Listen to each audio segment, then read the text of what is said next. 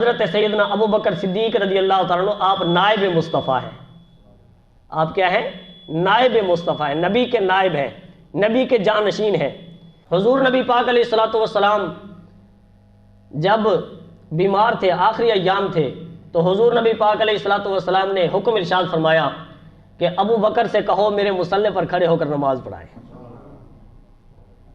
اب دیکھیں حضور کے کم و بیش 1,24,000 یا ایک روایت کے مطابق 1,40,000 صحابہ کرام تھے، تو حضور نے حضرت ابو بکر صدیق کا ہی انتخاب کیوں فرمایا؟ کیونکہ حضور نبی پاک علیہ الصلوۃ والسلام یہ جانتے تھے کہ میرے بعد میرے مصلی کا جو حقدار ہے وہ صدیق اکبر ہے، میرا جو جانشین ہے وہ صدیق اکبر ہے.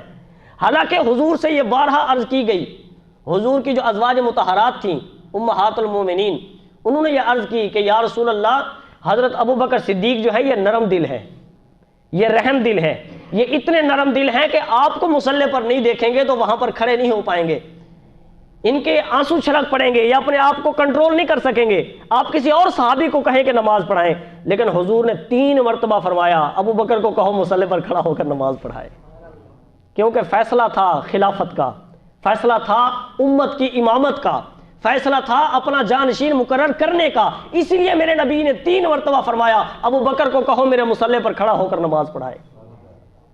جب تیسری مرتبہ یہ حکم آیا، پھر دل باندھ کر حضرت ابو بکر صدیق مصلی پر کھڑے ہوئے اور 3 دن تک میرے آقا کے مصلی پر کھڑے ہو کر نماز پڑھاتے رہے.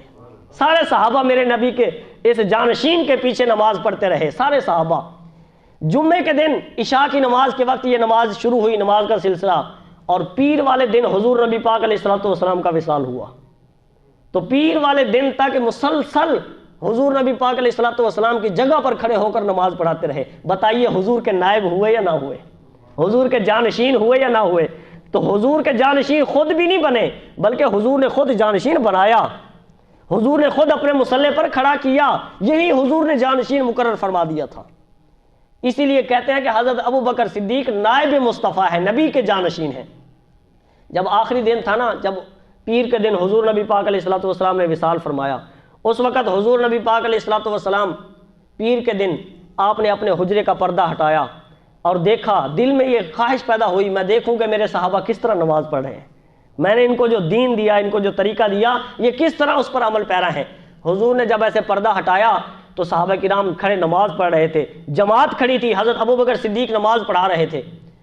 صحابہ کا بیان ہے کہ جب حضور نبی پاک علیہ الصلوۃ والسلام نے پردہ ہٹایا تو ہمارے دل اتنے مچل رہے تھے عشق مصطفیٰ میں، کیونکہ 3 دن ہو گئے تھے حضور کی زیارت نہیں ہوئی تھی.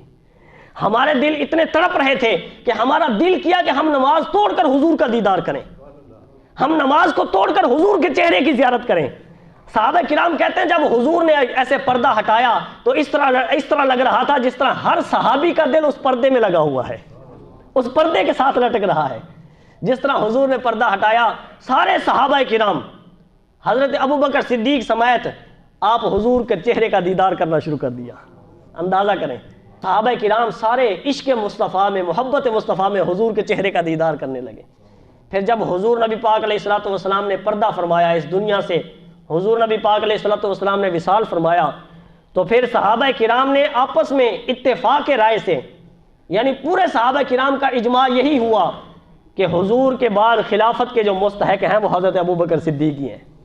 سب نے یہی کہا. اس کی وجہ کیا تھی کہ سارے صحابہ کرام نے یہی کہا کہ حضور نبی پاک علیہ الصلوۃ والسلام خود جس صحابی کو اپنے مصلی پر کھڑا کر کے گئے ہیں، پھر امت کا امام ہمیشہ وہی رہے گا.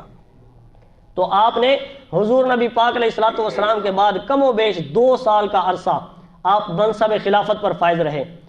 لیکن خلافت کو آپ نے بادشاہت نہیں بنایا، خلافت کو آپ نے اپنی وہ عزت کمانے کے لیے استعمال نہیں کیا.